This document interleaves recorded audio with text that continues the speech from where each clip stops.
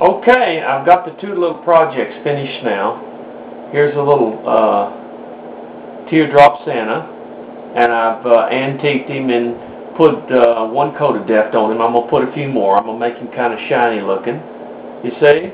That's a cute little old figure right there that you can hang on your tree. Put your little eye bolt at the top up here, and just like a little Santa, in other words, a little antique Santa. And you know, I remember these little teardrop.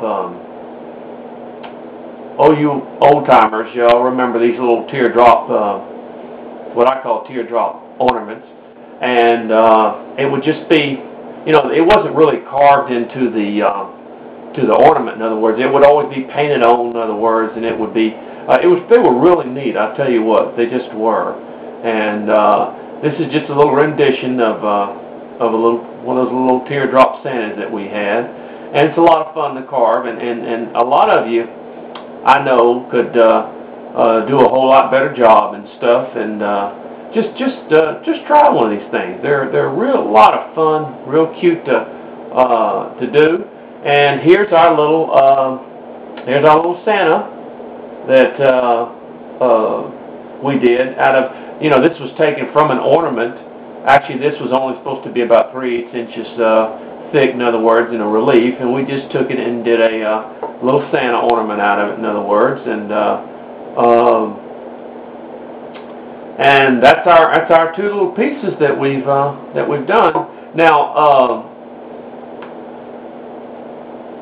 I tell you, I appreciate all comments that I get comments from people, and I appreciate them, you know, from all over the world that have seen these videos and you know, tell me they appreciate it and stuff like that, and give me ideas and things like that. And I want to tell you something that pleases me so much, because I'll have a lot of people send me messages and say, well, why don't you do this and do that to the carving and stuff like that, and make it this way or make it that way. And listen, I appreciate that so much. I really do, because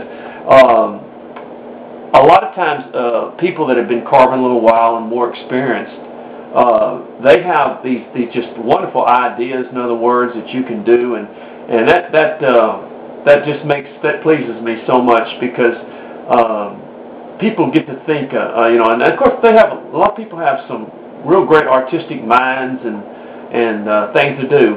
Now, whenever I carve, remember this: I try to keep the projects as simple as possible, because I'm working basically with beginners. And not that experienced carvers are not left out, because an experienced carver can take a project like this, and he can do so many different things to it, and make it even prettier and more presentable and stuff like that. But whenever I'm working, you know, with beginners, I try to make things as simple as possible. The carving, the painting, everything. I've seen there's a lady at Wood Carving Illustrated. She uses glitter, you know, on the hats and things like that, and it just has a wonderful effect.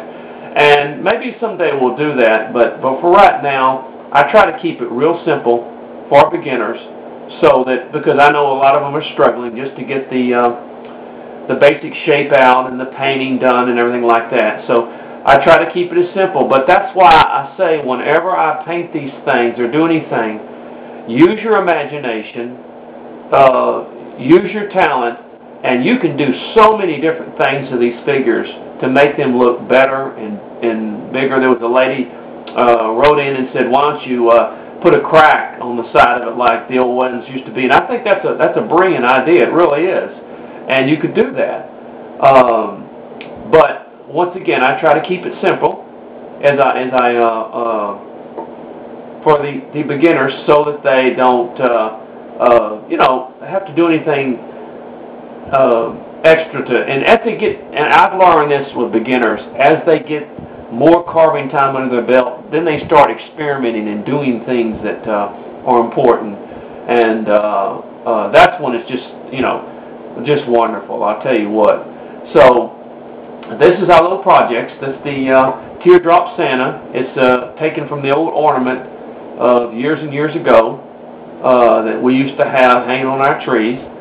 And I remember a lot of times these used to be like a maroon color rather than just a red. But like I said, I used a simple red with it. And this is the little sentimental ornament that we did. And like I said, there are so many different things you can do to this, you know, so many different colors. But I try to keep it simple so that the beginner can get through it and get through the painting and the carving. So I appreciate all comments, and I appreciate you tuning in. And this is our little project, and I'm not sure what we're going to do next, but I know the holiday projects are real, and we're going to get into even more these holiday projects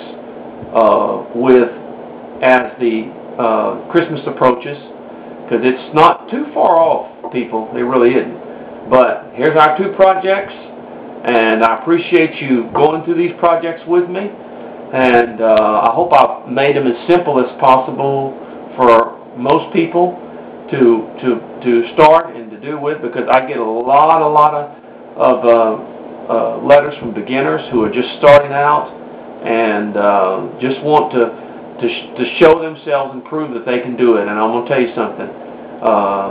If you just follow the instructions, you can turn out a good little project that you'll be proud of, your family will be proud of, and hope that it will start you onto a wonderful hobby of wood carving. So to all of you, and especially to all my great friends out at Wood Carving Illustrated, I appreciate you tuning in, and carve safe. Be sure and use your glove, and just be safe.